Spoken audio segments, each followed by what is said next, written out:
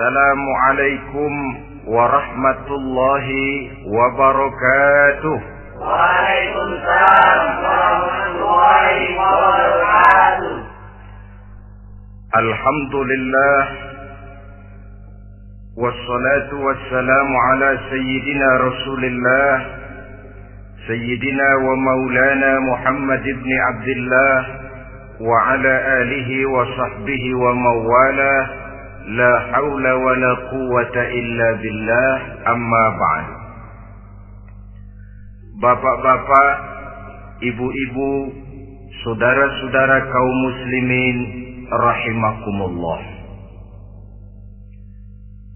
Sudah menjadi keyakinan dalam kehidupan kita bahwa segala yang ada permulaannya tentu akan ada penghabisannya. Setiap yang punya awal mesti akan punya akhir. Tidak ada keabadian dalam kehidupan dunia ini.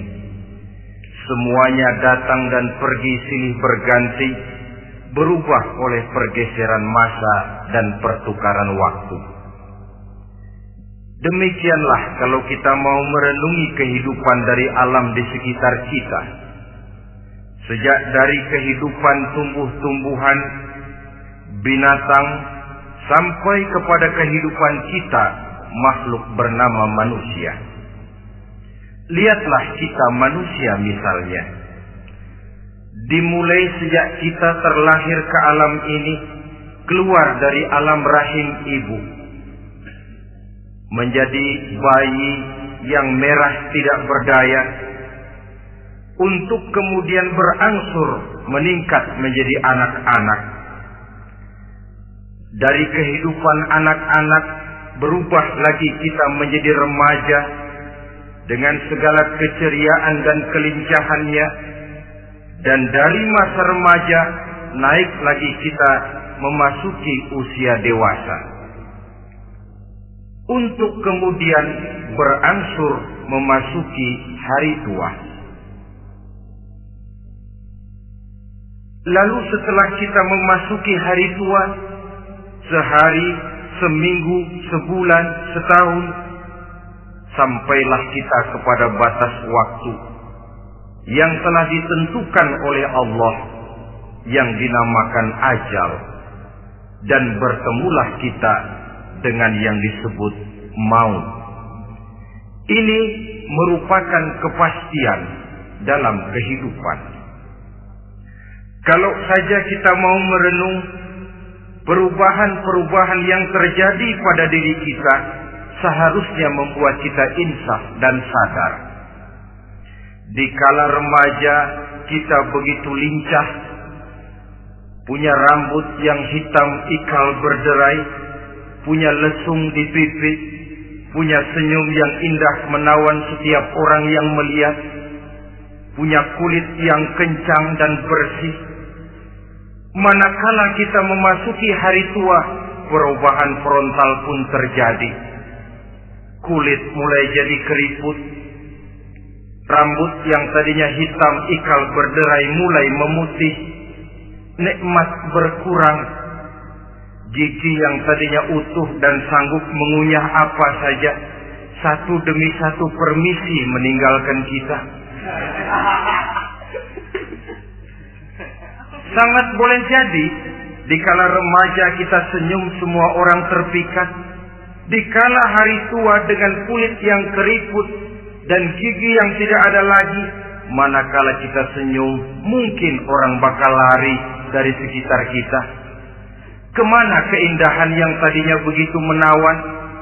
Kemana senyum lesung pipit yang tadinya menarik perhatian orang?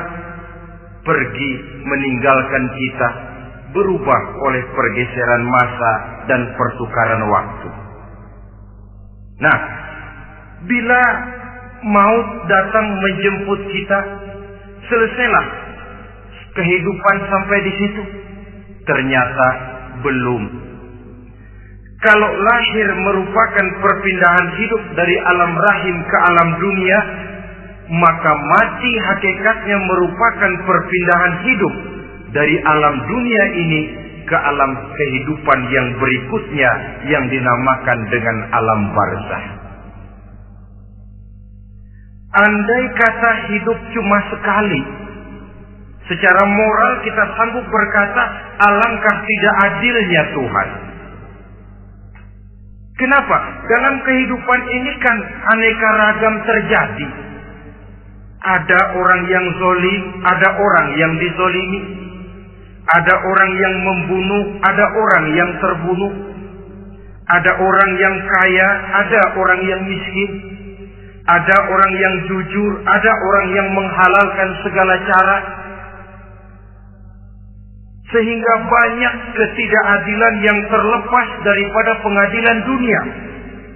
Lalu orang pun bilang, di dunia ini katanya banyak pengadilan tapi sulit keadilan. Di dunia ini mudah mencari pengadilan tapi sulit untuk mencari ketidakadilan. Andai kata hidup cuma sekali, tidak akan ada hidup sesudah hidup yang sekarang ini. Bagaimanakah nasib mereka yang lepas dari pengadilan dunia ini? Alangkah tidak adilnya Allah andai kata tidak ada kehidupan sesudah hidup yang sekarang. Tentulah akan terjadi di mana orang menghalalkan segala macam cara untuk mencapai tujuan. Yang penting kan saya kaya, yang penting kan saya punya jabatan dan kedudukan tinggi. Kalau perlu jilat atas. Kalau perlu sikut kiri kanan, sikut kiri kanan. Kalau perlu injak bawah, injak yang bawah. Ini prinsip daripada orang-orang komunis. Dan pantas karena mereka tidak percaya kepada kiamat. Pantas karena mereka tidak percaya akan adanya kehidupan sesudah hidup yang sekarang ini. Maka saya menghimbau kepada seluruhnya, kita sudah kadung menyepakati negara ini berdasarkan Pancasila. Kita sudah kadung konsensus bahwa PKI dengan seluruh ajarannya tidak punya hak hidup di bumi Pancasila yang kita cintai ini. Maka salah satu ajaran PKI tujuan menghalalkan cara. Kita orang Indonesia yang berbudi pekerti luhur, yang punya nilai budaya tinggi, janganlah sampai mencaci PKI, membubarkan PKI, mengutukkan PKI, tapi dalam kehidupan sehari-hari prakteknya prinsip komunis kita pakai. Apa itu? Tujuan menghalalkan cara. Asal sudah tujuan tercapai, cara apapun saja halal. Itu pandangan hidup orang yang tidak percaya kepada adanya hari akhirat. Sebagai muslim yang yakin akhirat ada, kiamat pasti akan datang. Hidup tidak cuma sekali. Maka kalau kita zalim, kalau kita berbuat aniaya, kalau kita melakukan korupsi, kalau kita merugikan orang lain, boleh jadi kita terlepas daripada pengadilan dunia.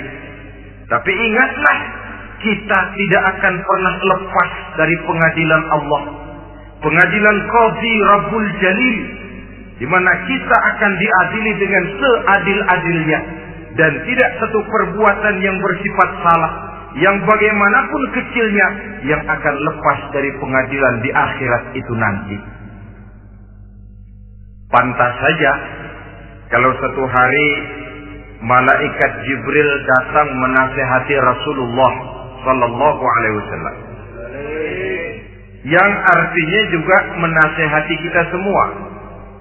Apa kata malaikat Jibril kepada baginda Nabi? Ya Muhammad, ish ma syi'ta wa innaka mayyitun. Hai Muhammad, hiduplah semau kamu, tapi jangan lupa kamu pasti akan mati. Kalau memang dilarang tidak terlarang, dicegah tidak tercegah, kamu mau melaksanakan hidup menurut maumu sendiri, persilahkan, hiduplah menurut mau dan gayamu. Tapi jangan lupa, fa innaka mayyitun, satu saat kau pasti bakal mati. Dan mati itu bukan akhir dari segalanya. Dia babak baru bagi kehidupan selanjutnya. Silakan hidup menurut maumu, tapi jangan lupa kau pasti akan mati. Wa'mal ma syi'ta fa innaka majziyun bih. Kerjakan apa saja yang kamu mau. Kalau kau mau menghalalkan segala macam cara, persilahkan halalkan segala macam cara. Tapi jangan lupa kau akan mendapat balasan dari seluruh amal perbuatanmu. Wa ahbib ma syi'ta fa innaka mufariquhu. Dan cintailah apa saja yang mau kau cintai. Kau cintai anak istrimu, silahkan. Kau cintai harta bendamu, tafadhal. Kau cintai tanah airmu, kau cintai pangkat dan jabatanmu, persilahkan. Tapi jangan lupa, fa innaka mufariquhu. Kau pasti akan berpisah dan akan meninggalkan segala yang kau cintai itu. Apa artinya ini buat kita? Ternyata sesudah maut datang menjemput kita, ada kehidupan sesudah hidup yang sekarang ini. Ini yang mendorong kita untuk dalam kehidupan di dunia ini tidak melakukan prinsip saenake dhewe, semaunya sendiri saja, asal perut kenyang, asal pangkat tinggi, asal harta dapat. Masa bodoh dengan merugikan orang lain, masa bodoh dengan menipu orang lain. Iku jenenge saenake dhewe. Muslim tidak diajarkan. Ingat manusia, setelah kau mati, setelah kiamat datang, kau akan dibangkitkan, kau akan dimintakan pertanggungan jawab tentang kehidupan yang sekarang ini. Saudara hadirin, oleh sebab itu kalau kita bicara soal kiamat, soal akhirat, ini memang masalah yang gaib, yang sepenuhnya tidak bisa dicernakan dengan kemampuan penalaran intelektual. Dasar di dalam membicarakan ini tidak lain adalah iman kita kepada Allah Subhanahu wa ta'ala. Bukan cuma zaman sekarang, dari zamannya Nabi. Orang itu kalau sudah bicara kiamat, bicara akhirat, ada yang ragu-ragu, ada yang menolak sama sekali. Bukan dari zaman sekarang, dari zaman dulu. Pernah kok satu saat Rasulullah itu dakwah menceritakan, saudara-saudara, akan terjadi kiamat di mana Allah akan membangkitkan manusia dari kuburnya untuk memintakan pertanggungan jawab. Ini dalam dakwahnya Nabi pidato macam itu. Apa reaksi orang? Yang beriman ya mantap, tapi yang tidak beriman, bajingan-bajingan Quraisy ini, mereka bertepuk tangan, mengejek, mencaci. Malahan ini yang luar biasa, ada dua orang kafir namanya Ubay bin Ka'ab dan Al-As bin Wa'il. Mendengar pidato macam ini, mereka buru-buru pulang ke rumah. Ngapain? Ngambil pacul. Lalu berangkat nyari kuburan tua. Dia gali itu kuburan. Tulang-tulangnya diangkut, dibawa ke depan Nabi. Ya Muhammad, tulang-tulang yang udah hancur begini, siapa yang bisa ngidupin lagi? Yang macam-macam aja kamu Muhammad. Enggak rasional, enggak masuk akal. Allah menjawab. Apa kata Allah? وَضَرَبَ لَنَا مَثَلًا وَنَسِيَ خَلْقَهُ قَالَ مَنْ يُحْيِي الْعِظَامَ وَهِيَ رَمِيمٌ قُلْ يُحْيِيهَا الَّذِي أَنْشَأَهَا أَوَّلَ مَرَّةٍ وَهُوَ بِكُلِّ خَلْقٍ عَلِيمٌ. Mereka memberikan perumpamaan kepada kami, kata Allah. Mereka melupakan asal kejadiannya. Mereka bertanya, siapa yang sanggup menghidupkan tulang belulang yang sudah hancur kayak begini? Qul yuhyiha alladhi ansaha awwala marrah. Katakan kepada mereka Muhammad, yang akan menghidupkannya adalah Dia yang telah menciptakannya pertama kali dulu. Kalau Dia sanggup menciptakan, Dia tentu lebih sanggup lagi untuk mengembalikan reproduksi ciptaan itu sebagaimana semula. Yang paling kasihan yang ragu-ragu, akhirat itu ada apa enggak sih? Kiamat itu ada apa enggak sih? Lantaran ragu-ragu, terombang-ambing dia antara harapan dan putus asa, antara kenyataan dan idealisme. Ada yang buta sama sekali 100% terhadap keadaan-keadaan sesudah mati. Perhatian mereka hanya tercurah kepada kehidupan sebelum mati. Yang mereka perhatikan siang dan malam tidak lebih daripada urusan perut.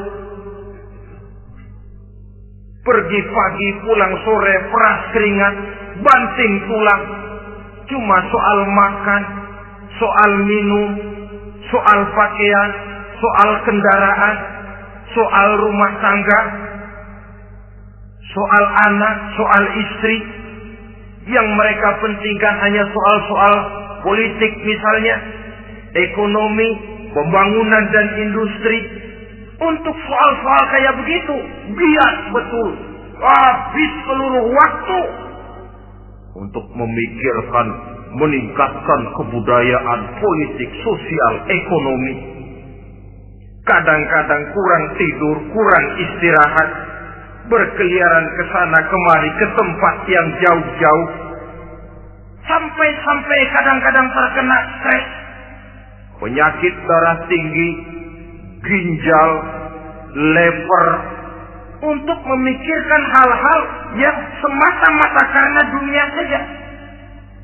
Lantas boleh jadi mereka mendapatkan kekayaan yang berlimpah ruah, mendapatkan kedudukan yang tinggi, nama yang semerbak, dikenal orang di barat dan di timur, di utara dan di selatan. Tetapi alangkah kecewanya mereka jikalau datang ajal menjemput nyawa, mati mereka, meninggalkan harta yang banyak, nama yang masyhur. Mereka disebut dengan jasa-jasanya. Radio memberitakan, TV menyiarkan, koran-koran memuat. Bahkan nama mereka kadang-kadang dikenang 2-3 tahun setelah wafatnya.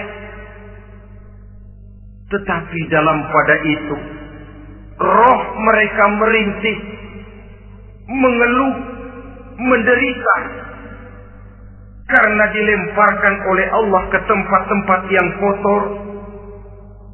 Penyesalan yang sudah tidak akan ada gunanya lagi.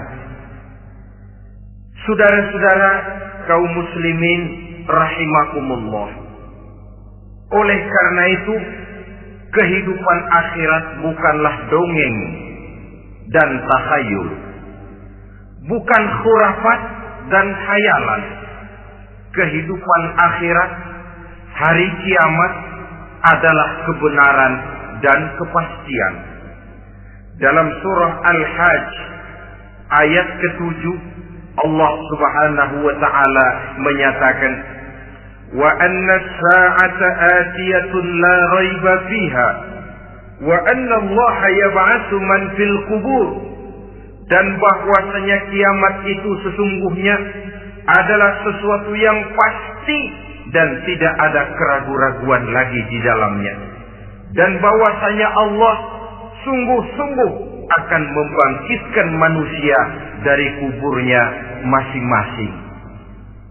Nah, kalau kita sudah yakin kiamat sesuatu yang pasti adanya, akhirat sesuatu yang pasti adanya, dari mana pembicaraan tentang kiamat ini kita mulai? Tentu dari diri kita. Marilah kita mencoba melihat proses perjalanan hidup ini sampai kita memasuki kiamat. Hadirin tidak ada makhluk secantik manusia. Tidak percaya, pernah ke Ragunan?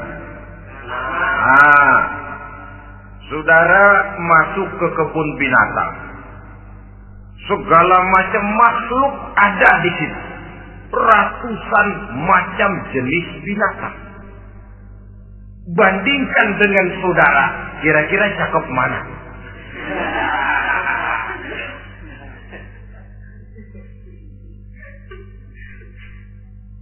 Dari seluruh makhluk yang diciptakan Allah itu, manusia fi ahsani taqwim, dalam bentuk yang paling sempurna, sejak susunan biologis sampai kemampuan berpikir. Biologis kita ya Allah, diciptakan kita begini rupa. Diberikan 2 kaki untuk berjalan, 2 tangan untuk bekerja. Diberikan 2 mata, dua-duanya di depan. Pernah saudara mikir kalau mata kita yang satu di depan, yang satu di belakang? Rasanya nggak laku kacamata.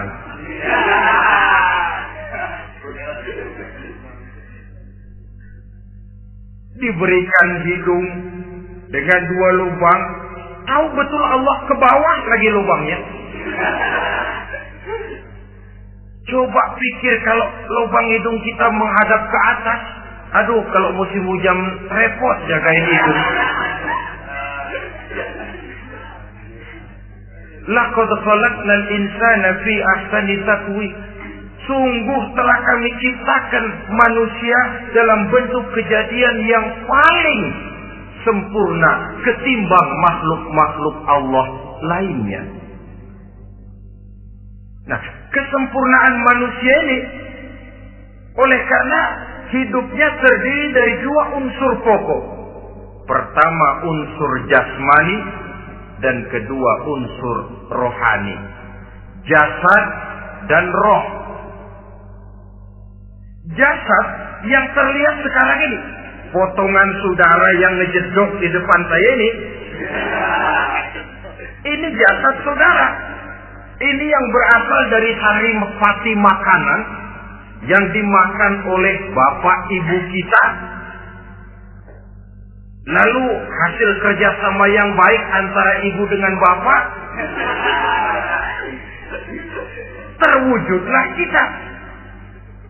Kalimat langsungnya jasad ini berasal dari tanah yang tadi berubah dari bayi, remaja, dewasa, meningkat hari tua.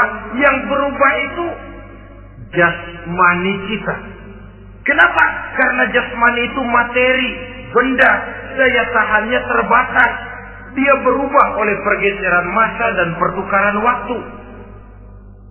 Apa ada orang makin tua makin cakep? Jasmani oleh karena dia materi, dia berubah oleh pergeseran masa dan pertukaran waktu. Nah, yang menyebabkan jasmani itu bergerak karena ada roh di dalamnya. Ini yang menyebabkan kehidupan. Ini yang menjadi sumber kehidupan, pusat kesadaran dan pengertian dalam kehidupan manusia. Tanpa roh dalam diri kita, maka jasad kita pernah lihat orang mati. Itu kalau orang mati, coba perhatikan.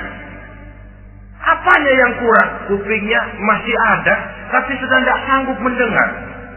Matanya masih lengkap, tapi tidak mampu melihat. Jangankan melihat, terbuka saja tidak. Mulutnya masih ada, tapi sudah tidak bicara lagi. Telinganya cukup, tapi sudah tidak sanggup mendengar. Kakinya lengkap, tapi tidak mampu lagi berjalan. Apa penyebabnya itu? Ternyata jasmani kita, jasad ini, manakala sudah ditinggalkan oleh roh, dia tidak akan bisa berdaya apa-apa. Tidak mampu berjalan, tidak pula berbuat, tidak pula bekerja apapun saja.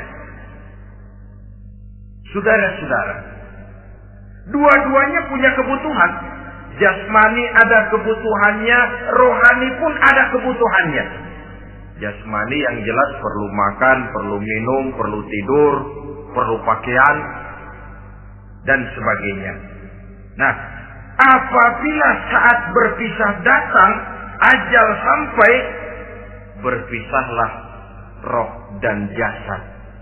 Dan itulah yang dinamakan dengan maut. Jadi apa sih mati itu? Mati adalah berpisahnya roh dengan jasad. Sebab itu Islam sangat menganjurkan kita untuk banyak-banyak mengingat mati. Bagaimana caranya mengingat mati? Pertama, mati itu kan pasti. Kira-kira yang hadir di sini ada yang nggak mati nggak kira-kira? Semuanya bakal mati kan? Berani? Sekarang mau? Saudara, sebenarnya kalau kita merenung lebih jauh, orang itu tidak perlu takut mati. Walaupun tidak boleh terlalu berani menghadapi mati. Karena bagaimanapun takutnya kita kepada mati, toh dia pasti datang. Bagaimanapun beraninya kita mati, kalau belum ajal, dia tidak mati juga. Jadi Muslim itu kan harus berani menghadapi hidup dan tidak takut menghadapi mati. Mati adalah sesuatu yang pasti. Muslim dianjurkan banyak-banyak mengingat mati dalam kehidupan. Caranya bagaimana? Pertama, berziarah nengokin teman yang sakit. Ya? Suka nengokin teman yang sakit enggak? Oh, itu pahalanya kata Nabi. Menengok orang yang sedang sakit lebih afdal daripada sholat sunnah 1000 rakaat. Apa pernah saudara sembahyang sunnah sampai 1000 rakaat? Nengokin orang sakit pahalanya lebih afdal daripada itu. Kenapa menengoki orang sakit mengingatkan kita kepada mati? Iya ya, ini teman saya yang kemarin segar banget, bercanda sama saya, ketawa sama-sama, sekarang terbaring tidak berdaya. Hilang kemampuannya, hilang keceriaannya, sakit. Iya kalau sembuh, kalau aja. Iya sekarang giliran dia, kalau jatuh ke saya. Lalu menghibur teman dengan kata-kata yang enak, yang akan mendatangkan sugesti supaya dia cepat sembuh. Jangan nengokin orang sakit, jujur. Sakit apa lu? Perut. Emang temen gua kemarin sakit begini mati. Wah, itu orang bisa jadi shock lantaran etika kita tidak akan sampai ke sana. Menjenguk orang sakit akan mengingatkan kita kepada mati. Apalagi ziarah kubur. Ada yang orang tuanya sudah meninggal? Nah, kalau ada, ya tidak bisa tiap hari, sekurang-kurangnya seminggu sekali. Jumat pagi misalnya, ziarah kita ke kubur. Sehingga kalau kita masuk kubur kan ada etikanya. Assalamualaikum ya ahlal kubur wa inna insyaallahu bikum lahiqun. Hai penduduk kubur, keselamatan bagi kamu dan kami yang masih hidup sekarang ini insyaallah pasti bakal nyusul kamu. Iya, yang kemarin gagah benar sekarang terbaring tanpa daya. Ini unggukan kuburannya. Yang kemarin ada sekarang sudah tidak ada. Kemana dia? Kami satu saat pasti akan begini. Ingat mati. Lalu apalagi yang bisa membuat kita ingat kepada mati? Mengawal jenazah. Bukankah sangat dianjurkan oleh agama? Bahkan kalau bisa sejak mengurusnya, memandikannya, mengkafankannya, menyolatkannya untuk kemudian mengantarnya ke kubur. Hari ini saya antar dia ke kubur, besok boleh jadi saya yang diantar orang. Hari ini saya solatkan dia, besok boleh jadi saya yang disolatkan orang. Hari ini saya masukkan dia ke liang lahat, besok mungkin giliran saya dimasukkan orang ke liang lahat. Ingat mati, tumbuh kesadaran. Lalu daya positifnya dalam kehidupan apa? Nah, saudara-saudara hadirin, orang yang mengingat mati bukan lantas menjadi lemah dalam kehidupan, menjadi putus asa, sedikit semangat, terbentur kesulitan, mudah frustasi. Bukan itu tujuannya kita diperintah mengingat mati. Jelasnya Islam menganjurkan kita untuk mengingat mati guna maksud-maksud yang positif, supaya orang lalu sadar hidup ini cuma sebentar. Maka mumpung hidup, nah ini mumpung, tapi mumpung yang baik.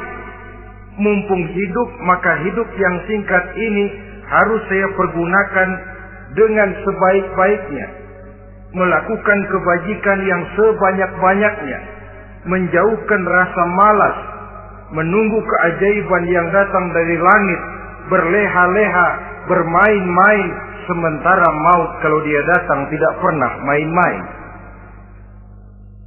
Pantas kalau seorang penyair bernama Syauqi memesankan, tazawwad bittaqwa fa innaka la tadri idza hanna al-lailu hal ta'ishu ila al-fajr, kam min sahihin mata min ghairi illatin wa kam min 'alilin 'asha hinan min ad-dahri. Persiapkan dirimu dengan takwa, sebab kamu tidak tahu apabila malam datang kamu masih bisa hidup apa enggak besok pagi. Apa ada jaminan saudara yang kumpul di depan saya malam ini besok masih bisa hidup? Tidak. Ada jaminan? Tidak ada sama sekali. Kam min sahihin mata min ghairi illatin. Berapa banyak orang sehat mati enggak pakai sakit lagi. Sebabnya kadang-kadang ringan saja. Ada yang cuma jatuh di kamar mandi, mati. Ada yang cuma ketiban pensil. Iya, kalau ketiban pensil 3 peti masa nggak mati. Ta'addadatil asbab wal maut wahid. Sebabnya boleh jadi macam-macam, tapi mati satu juga, yaitu mati. Dia seperti kelapa yang terlalu tua jatuh ke bawah, yang kembang baru keluar pun jatuh ke bawah. Itulah mati.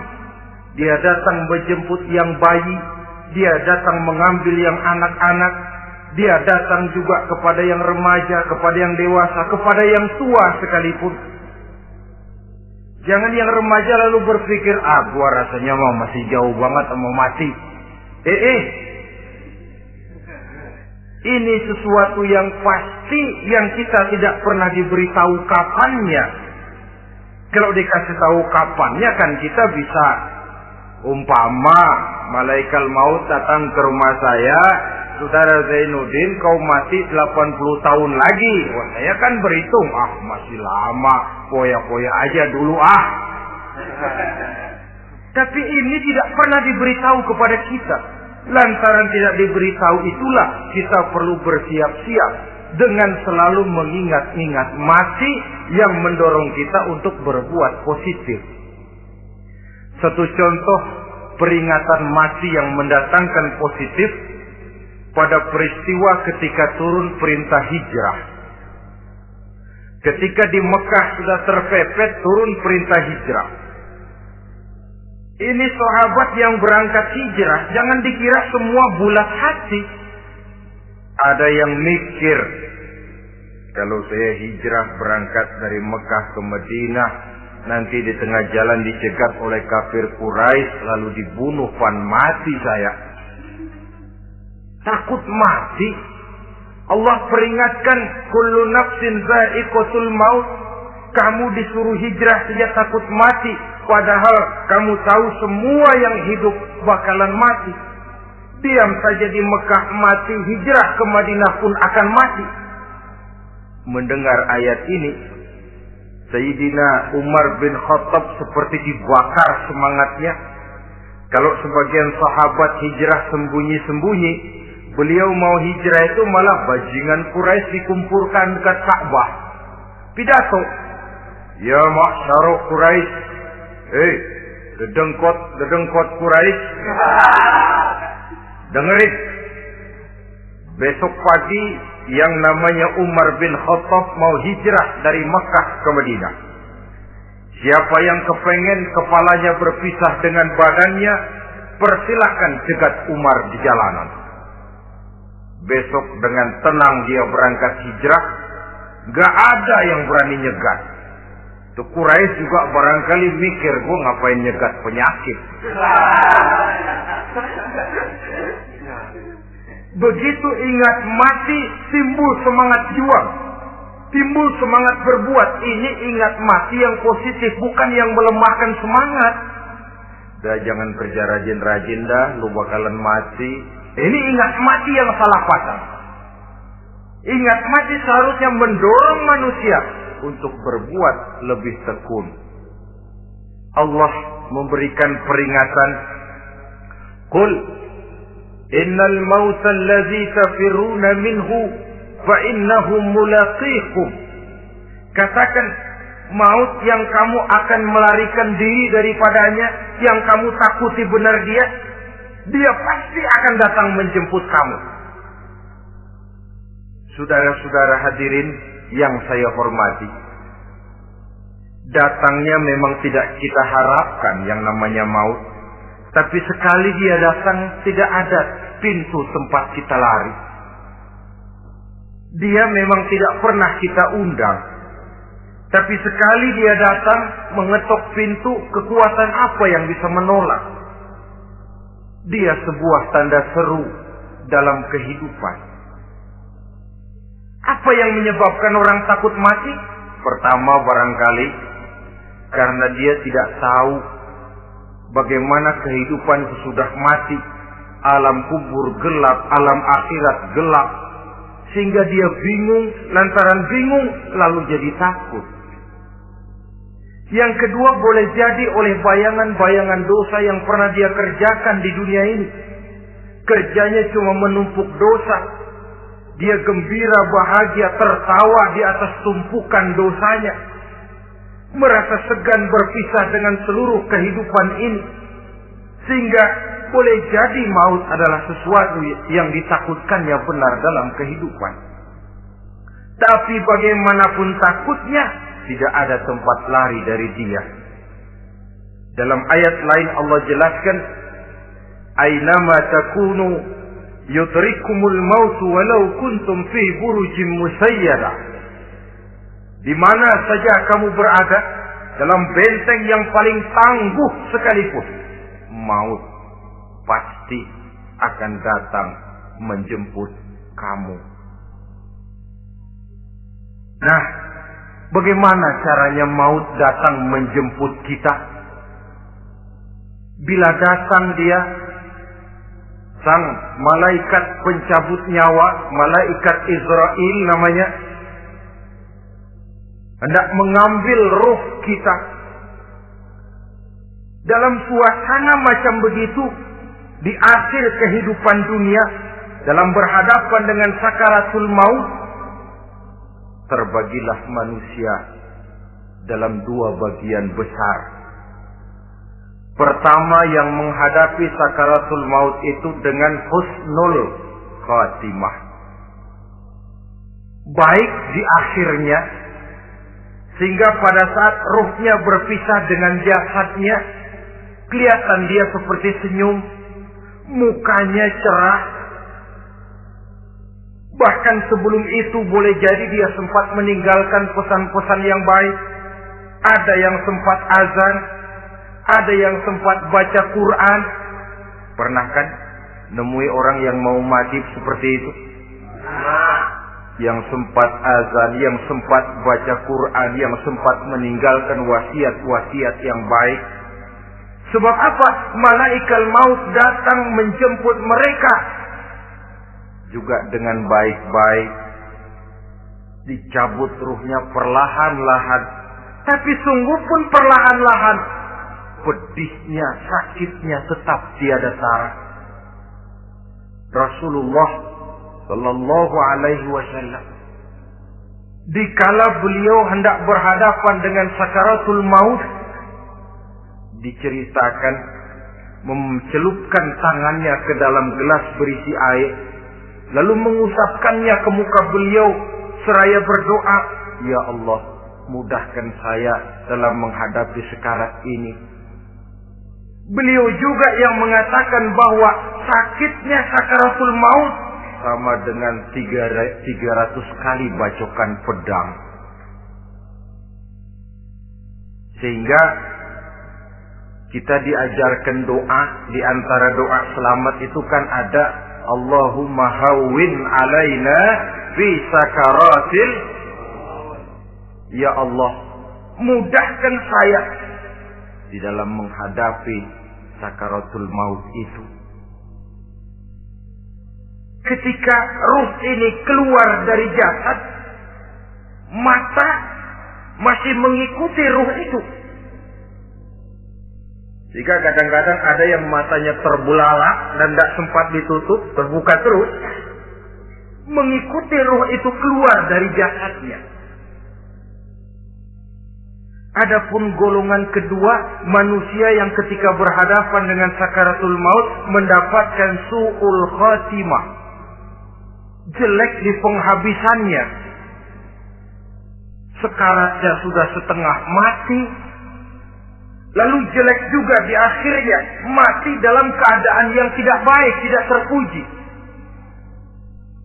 Ada yang lagi megang kartu, mati. Ada yang lagi di tempat ngadu ayam, mati. Ada yang lagi di tempat pelacuran, mati. Ada yang lagi megang botol minuman keras, mati. Nih barangkali malaikat maut gemes banget nariknya, lu bajingan, lu tarik terus kan. Mati su'ul khatimah. Makanya bagus itu. Kadang-kadang di majelis-majelis taklim kan sering dibaca, Ya Allah biha, Ya Allah biha, Ya Allah bihusnil khatimah. Kan ada itu? Ada enggak?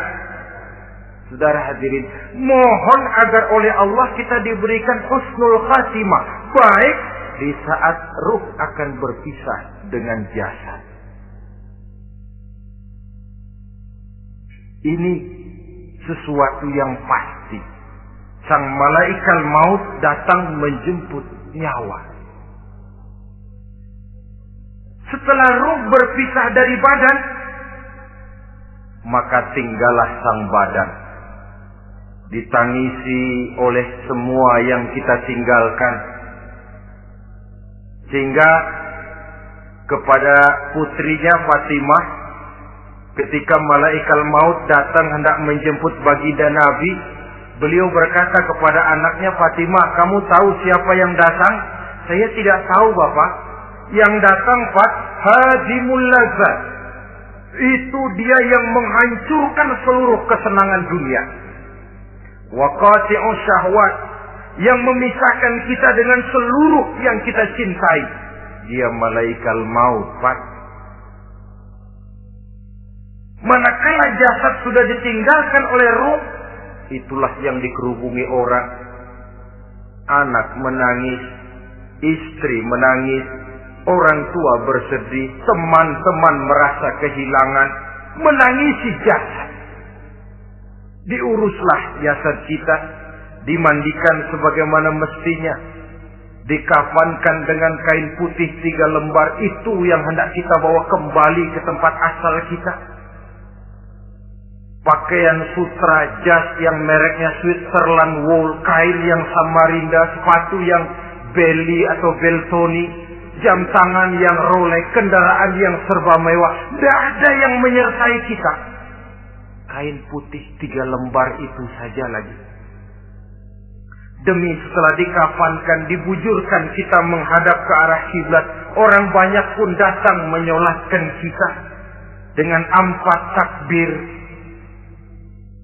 diiringi dengan doa. Lalu upacara pelepasan, berangkat kita meninggalkan anak, istri, suami, kampung halaman, tanah air, bahkan alam dunia ini. Selamat tinggal alam dan seluruh isinya. Tinggallah yang tinggal. Saya akan kembali ke tempat asal dari mana saya datang, untuk kembali mempertanggungjawabkan seluruh perbuatan saya dalam kehidupan ini. Manakala upacara pelepasan selesailah sudah, dimasukkan kita ke keranda jenazah, digotong orang, bismillah wa ala millati rasulillah, dibawa ke tempat peristirahatan terakhir katanya. Padahal dulu kalau mau kita istirahat, ke villa lah kita, ke Bali lah kita, ke Hong Kong lah kita, ke tempat-tempat tamasya yang indah. Oh, rupanya akan sampai juga perjalanan menuju tempat peristirahatan terakhir, yang luasnya tidak akan lebih dari 2 kali 1 meter. Diusung orang kita, diantarkan orang banyak. Manakala sampai ke atas liang lahat, pengusung jenazah dibuka, diturunkan kita ke liang lahat, dibaringkan. Gumpalan tanah akan jadi bantal kita. Muka dibuka, dihadapkan ke arah kiblat. Setelah itu ditutup liang lahat kita dengan kayu. Masih belum kurang, diuruk dengan tanah.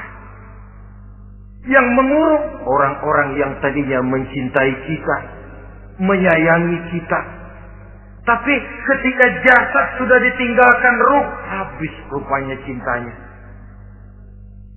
Coba jasad kalau sudah ditinggalkan ruh, 3 hari aja di rumah serem. Ya mayit, siapa yang betah nemenin mayit?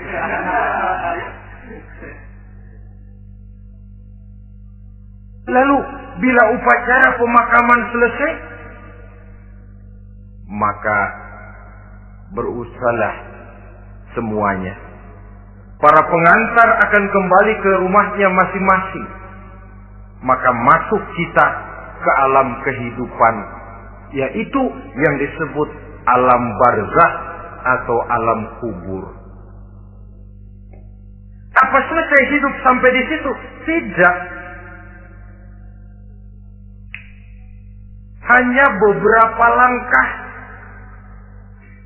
setelah yang mengantar kita pulang, diriwayatkan dalam hadis Bukhari dan Muslim, bila seseorang sudah diletakkan di kuburnya, lalu yang mengantar kembali pulang, maka roh si mayit akan dapat mendengar bunyi terompah orang yang pulang itu. Bunyi terompahnya terdengar. Datang 2 malaikat menanyakan dia dengan pertanyaan-pertanyaan yang kalau bisa dijawab dengan betul. Dua malaikat yang bernama Munkar Nakir akan bilang, jawabanmu betul. Tenanglah kau di sini, naumatal arus. Tidurlah kau di sini seperti tidurnya pengantin. Orang yang baik-baik di alam kuburnya akan mendapat nikmat kubur. Sehingga masa penantian yang lama, sebab jangan lupa, kita masuk ke kubur itu kan menunggu sampai datangnya hari kiamat. Jadi kalau kiamat umpama masih 1000 tahun lagi, ya 1000 tahun kita menunggu. Orang yang baik-baik penantian di alam kubur, kata malaikat, naumatal arus, tidurlah kamu seperti tidurnya pengantin. Bagaimana sih tidurnya pengantin? Enggak berasa. Iya, kata anak sekarang, endah aja. Begitu mendusin pagi, kata lakinya, malam sebentar bener ya Neng. Sebentar betul katanya malam. Ya tentu saja tidak terasa. Kenapa? Dia tidak pernah memikirkan waktu. Terbawa oleh kenikmatan dan kelezatan yang dirasakannya dalam kehidupan. Tapi orang kafir, orang yang dosanya bertumpuk, tidak sanggup menjawab pertanyaan 2 orang malaikat, maka dia akan mendapat azab di alam kuburnya terus menerus siang dan malam sampai datangnya hari kiamat. Ibarat maling ayam ketangkep, belum masuk pengadilan udah dikebukin duluan. Kan begitu kan? Ada maling ayam nggak di sini? Nah, itu yang nyaut tadi pengalaman itu. Di sidang belum divonis, belum digebukin babak belur. Saudara hadirin, maka alam kubur bisa merupakan raudhatun min riyadil jannah. Taman di antara taman-taman surga pun juga bisa merupakan hufratun min hufarin niran, menjadi liang daripada neraka. Ada lagi riwayat yang dari Imam Muslim yang diperoleh dari Zaid bin Sabit. Zaid bin Sabit cerita, satu hari kami bersama Rasulullah sallallahu alaihi wasallam berada dalam kebun kepunyaan Bani Najjar. Rasulullah sedang duduk di atas keledai. Tiba-tiba entah bagaimana itu keledai terkejut, kaget, berontak, hampir Rasulullah jatuh. Rasulullah kemudian bertanya, rupanya di kebun itu ada kuburan tua, 5 atau 4 kuburan. Rasulullah lalu bertanya, saudara-saudara ada yang tahu nggak ini kuburan siapa? Nggak ada ya Rasulullah. Memang kenapa? Ini penghuni kuburnya lagi disiksa oleh Allah. Andai kata boleh saya mohon kepada Allah supaya kamu dengar seperti yang saya dengar, andai kata saja kamu kuat mendengarnya, saya pasti akan berdoa.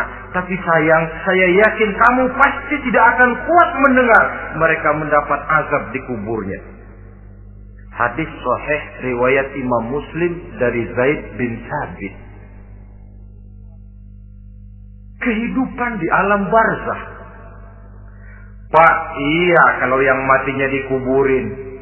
Lah kalau yang matinya diceburin ke laut, dibakar, di medan perang hilang gak ketahuan kemana jenazahnya.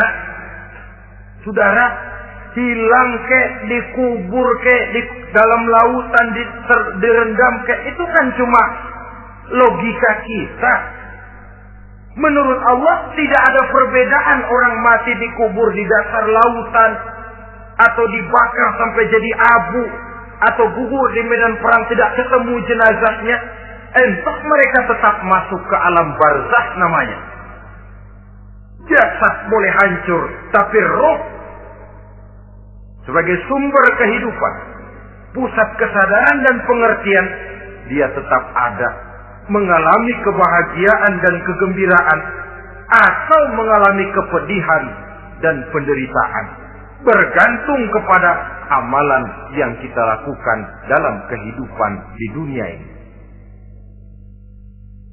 Maka dalam Yasin tadi kan jelas, Qul yuhyiha alladzi ansha'aha awwala marrah.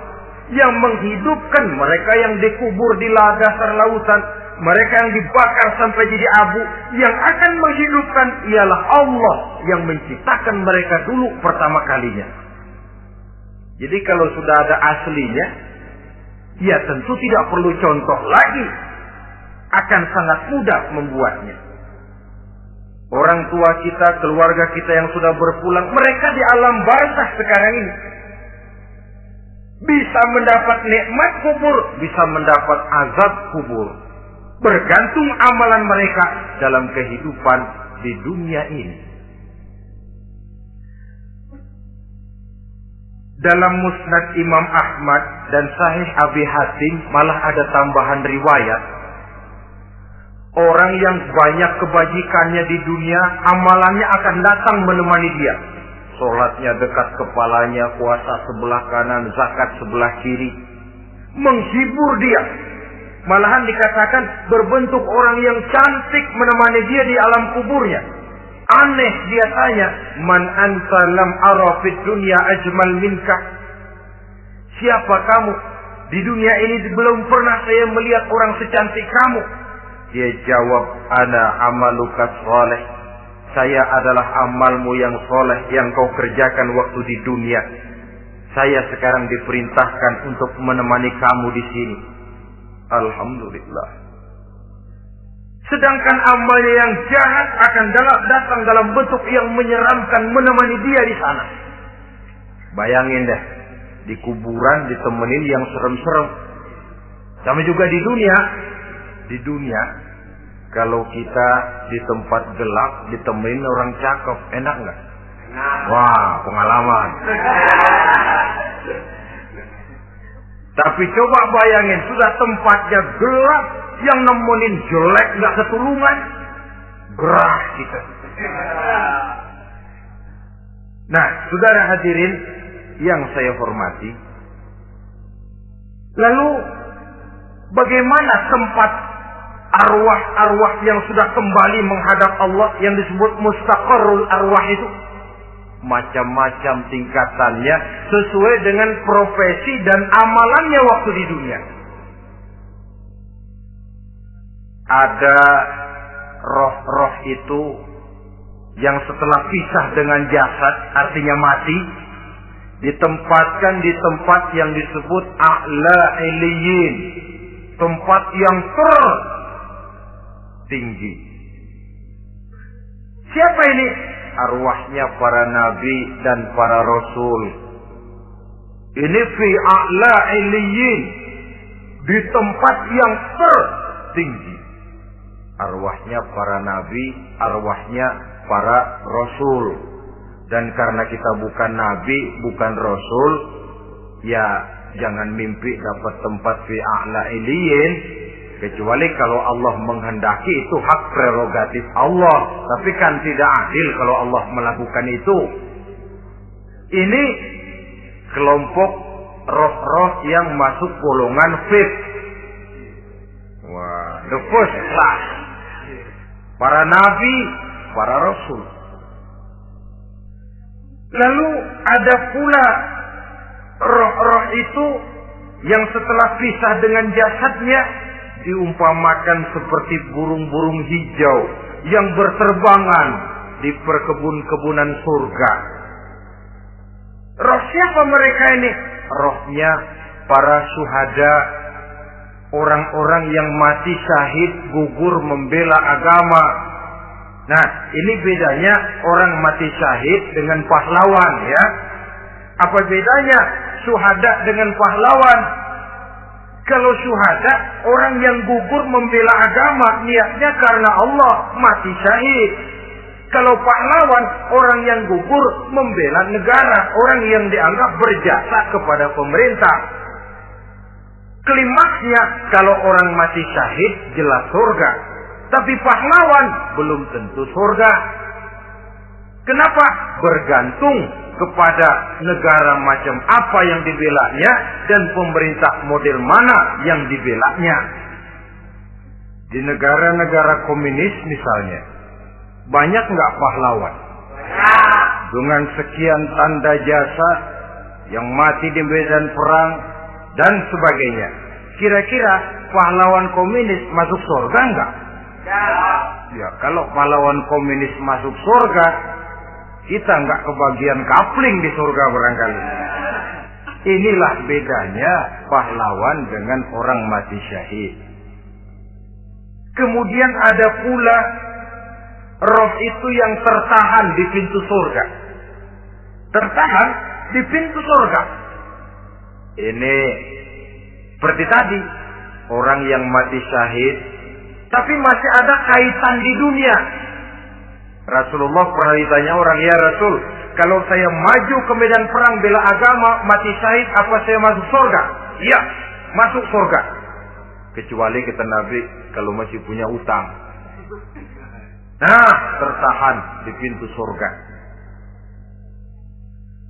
Ada pula roh itu yang tertahan di alam kuburnya. Ini umumnya seperti tadi itu.